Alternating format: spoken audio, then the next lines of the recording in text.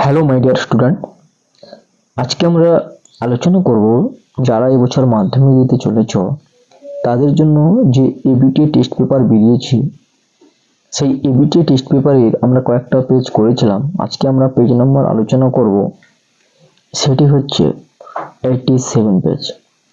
আশা করি তোমাদের কাছে এবিটিএ টেস্ট পেপারটি রয়েছে। তোমরা সবাই 87 এই পেজটা বার করো এবং আমি যে প্রশ্নের উত্তরগুলো বলবো তোমরা সবাই খাতাতে লিখে ফেলো। তো ভিডিওটি স্কিপ না করে শেষ পর্যন্ত দেখতে থাকো, তাহলে সমস্ত প্রশ্নের উত্তর কিন্তু তোমরা জানতে পেরে যাবে। তো চলো বেশি কথা না বলে শুরু করি আজকের ভিডিও। সেটা হচ্ছে ABTA test paper, ABTA test paper তার প্রশ্নোত্তরের পর্ব। দেখো 87 যে পেজটি রয়েছে সেখানে প্রথম প্রশ্ন রয়েছে যে নিত্য সমাস কাকে বলে। দেখো, যে সমাসের ব্যাস বাক্য হয় না বা ব্যাস বাক্য নির্মাণ করতে গেলে অন্য পদের সাহায্য নিতে হয় তাকে বলে নিত্য সমাস। এবার 2-4 রয়েছে প্রযোজক কর্তার একটি উদাহরণ দাও। উত্তর হচ্ছে যে মা শিশুকে চাঁদ দেখায়। এখানে মা হচ্ছে কিন্তু প্রযোজক কর্তা। এরপরে রয়েছে যেটা যে তির্যক বিভক্তি বলতে কি বোঝো। 2-4-3 হবে যেসব বিভক্তি সব কারকে ব্যবহৃত হয় তাকে তির্যক বিভক্তি বলে।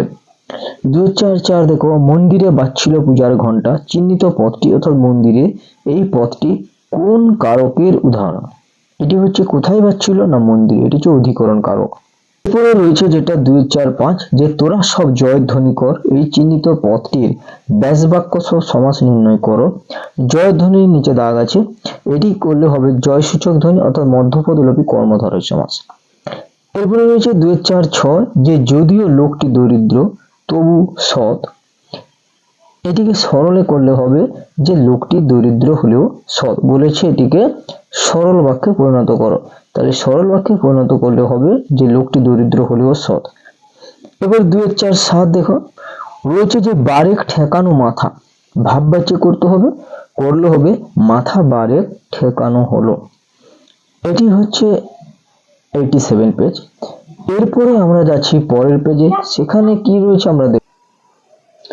এরপরে 2-4-8 রয়েছে যে কর্তৃবাচ্যের একটি বৈশিষ্ট্য।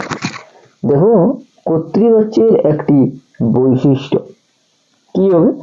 প্রথমে যে কর্তৃবাচ্যের কর্তার প্রাধান্য সূচিত হয়, যেমন এখানে লিখেছি দেখো, আমি গল্পটা জানি।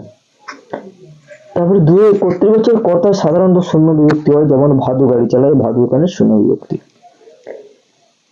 এটি হলো 87 পেজ। এরপরের পেজে আমরা যাব।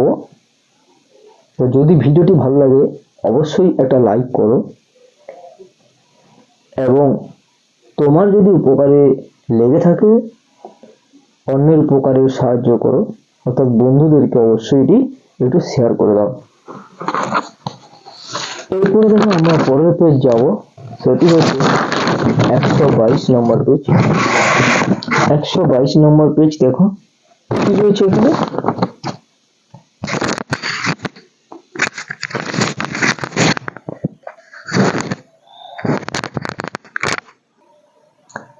এরপর দেখো 122 নম্বর পেজ।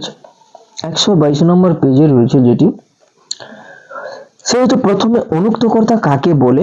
2-4-1 আমরা যদি এটা দেখতে পাবো যে কর্মবাচ্যে অথবা ভাববাচ্যে বিভক্তিযুক্ত কিংবা অনুসর্গযুক্ত কর্তাকে অনুক্ত কর্তা বলে। এরপর দেখো 2-4-2 যে অনুসর্গের অপর দুটি নাম। অনুসর্গের অপর দুটি নাম হলো দেখো পরসর্গ আর একটি হচ্ছে কর্ম প্রবচনী। এরপরে 2-4-3 যে তির্যক বিভক্তি কাকে বলে উদাহরণ দাও। দেখো, যে বিভক্তি একাধিক কারকে ব্যবহৃত হয় তাকে তির্যক বিভক্তি বলে, যেমন এ। এরপরে দেখো 2-4 রয়েছে যে কোন সমাসে পূর্বপদ প্রধান হয়। একটি মাত্র সমাস হচ্ছে অব্যয়ভাব সমাস। এই সমাসে পূর্বপদের অর্থ প্রাধান্য হয় বা পূর্বপদ প্রধান হয়। এরপরে হচ্ছে 2-4-5 যে অপাদান কারকে অন্তস্তয় বিভক্তির উদাহরণ দাও। অপাদান কারকে অন্তস্থ বিভক্তির উদাহরণ কি হবে? পড়ায় জ্ঞান লাভ হয়। দেখো পড়ায় এখানে অন্তঃস্থ রয়েছে। এরপরে 2-4-6 যে নৌকাটি বেশি বড় নয় সদর্থক বাক্যে রূপান্তরিত করো। এটি করলে হবে কি যে নৌকাটি খুব ছোট। 2-4-7 দেখো সরল বাক্য কাকে বলে উদাহরণ সহ লেখো। আশা করি তোমরা দেখতে পাচ্ছ। দেখো 2-4-7 উত্তর কি হবে, যে বাক্যে একটি মাত্র কর্তা ও একটি সমাপিকা ক্রিয়া থাকবে তাকে সরল বাক্য বলে। যেমন রাম ভাত খায়। দেখো খাওয়াটা হচ্ছে ক্রিয়া আর কর্তা হচ্ছে একটি রয়েছে, সেটি হচ্ছে রাম। এবার দেখো 2-4-8 যে নিরপেক্ষ কর্তা কাকে বলে। নিরপেক্ষ কর্তা কাকে বলে দেখো এটি খুব গুরুত্বপূর্ণ প্রশ্ন। তোমাদের যদি এখনো না হয়ে থাকে তোমরা এটি মুখস্থ করে নাও। দেখো একটি বাক্যে সমাপিকা এবং অসমাপিকা ক্রিয়ার আলাদা আলাদা কর্তা হলে অসমাপিকা ক্রিয়ার কর্তাকে নিরপেক্ষ কর্তা বলে। এগুলো যদি বুঝতে অসুবিধা হয় তোমরা প্লেলিস্টে চলে যাও। প্লেলিস্টে ব্যাকরণ সম্পর্কে সমস্ত কিছু আলোচনা করা রয়েছে। নিরপেক্ষ কর্তা সম্পর্কে আরো ভালোভাবে ডিটেলসে যদি জানতে চাও তাহলে প্লেলিস্টে গিয়ে তোমরা সেটা ভিডিওটি দেখে নিতে পারো। এরপরে দেখো রয়েছে 2-4-9 যে কর্তৃবাচ্য থেকে কর্মবাচ্যে রূপান্তরের দুটি নিয়ম দেখো। তাহলে কর্তৃবাচ্য থেকে কর্মবাচ্য করতে হলে যে দুটি নিয়ম রয়েছে সেটি হচ্ছে একে যে দ্বারা, দিয়া, কর্তৃক এগুলো যোগ করতে হবে, দিয়ে কর্তৃবাচ্য থেকে কর্মবাচ্য করতে হবে। এছাড়া আরেকটি রয়েছে র বা এর, এই সমস্ত বিভক্তি যোগ করে কিন্তু কর্তৃবাচ্য থেকে কর্মবাচ্যে করা হয়ে থাকে। এরপরে আমরা যাব 2-4-10 রয়েছে যে ধর্মযুদ্ধ। এই পদটির ব্যাসবাক্য সহ সমাসের নাম লেখো। তাহলে আমি করলে হবে ধর্মের নিমিত্ত যুদ্ধ, অর্থাৎ নিমিত্ত তৎপুরুষ সমাস। এটি হলো আমাদের 122 নম্বর পৃষ্ঠা। এরপরে যে পৃষ্ঠাটি আমরা আলোচনা করব সেটি হচ্ছে 160 নম্বর। ঠিক আছে, সেটি হচ্ছে 160 নম্বর। দেখো 160 নম্বর পৃষ্ঠা, 160 নম্বর তোমাদের কাছে অবশ্যই আছে এবিটি টেস্ট পেপার, তোমরা দেখে নাও 160 নম্বর পৃষ্ঠায়।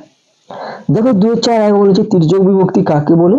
আমি একটু আগে বলেছি যে বিভক্তি একাধিক কারণে ব্যবহৃত হয় তাকে তির্যক বিভক্তি বলে, যেমন এ। 2-4-2 দেখো অবস্থানবাচক অপাদানের একটি উদাহরণ দাও। অবস্থা বোঝাবে এইরকম একটি অপাদান কারকের উদাহরণ দিতে বলেছে। আমি বললাম অজয় হাওড়া স্টেশন থেকে ফিরে গেল, হাওড়া স্টেশন।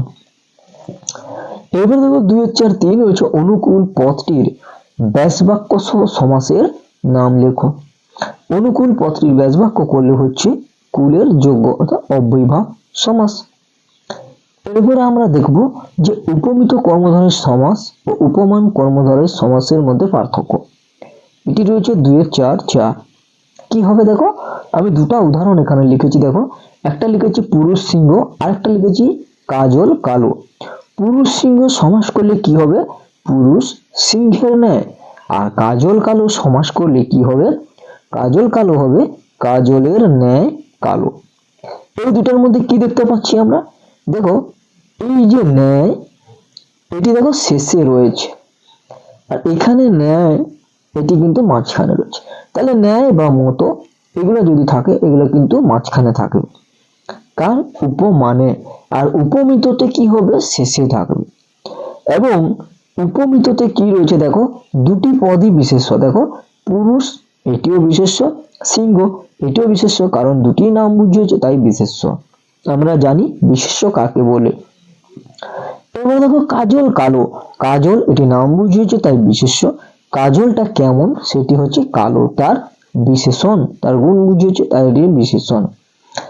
তাহলে উপমানে দুটি বিশেষ্য থাকবে না, একটি পদ বিশেষ্য অপরটি বিশেষণ, কিন্তু উপমিতে একটি পদ বিশেষ্য অপরটিও বিশেষ্য।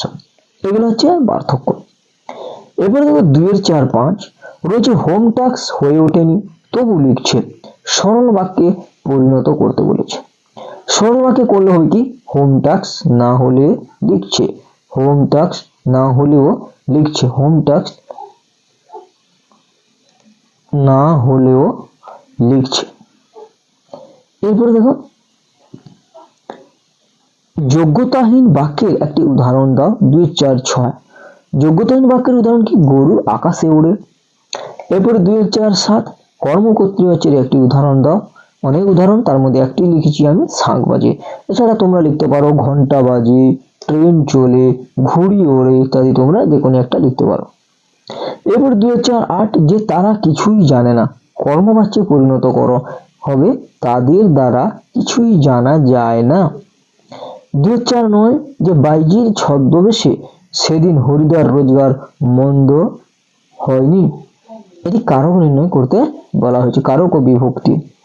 কি হবে এখানে? এটি হবে ছদ্মবেশে যেহেতু রয়েছে, অধিকরণে এই বিভক্তি। এরপর দেখো 2, 4, 10। সমস্ত পদ বলতে কি বোঝো? দেখো, যে সমসমান পদগুলিকে যোগ করলে যে পদ পাওয়া যায় তাকে সমস্ত পদ বা সমাসবদ্ধ পদ বলে। এই ছিল আজকের আলোচনা। তোমাদের কেমন লাগলো? যদি ভালো লাগে অবশ্যই লাইক করো এবং বন্ধুদের সঙ্গে কমেন্ট করো। আর এরকম নিত্য নতুন ভিডিও পাওয়ার জন্য, এবিটিএ টেস্ট পেপারের পুরো সমাধান পাওয়ার জন্য তোমরা চ্যানেলটিকে অতি অবশ্যই সাবস্ক্রাইব করে কাছে থাকো। আজকে এখানে শেষ করলাম, দেখা হবে নতুন কোনো ভিডিওতে নতুন ভাবে।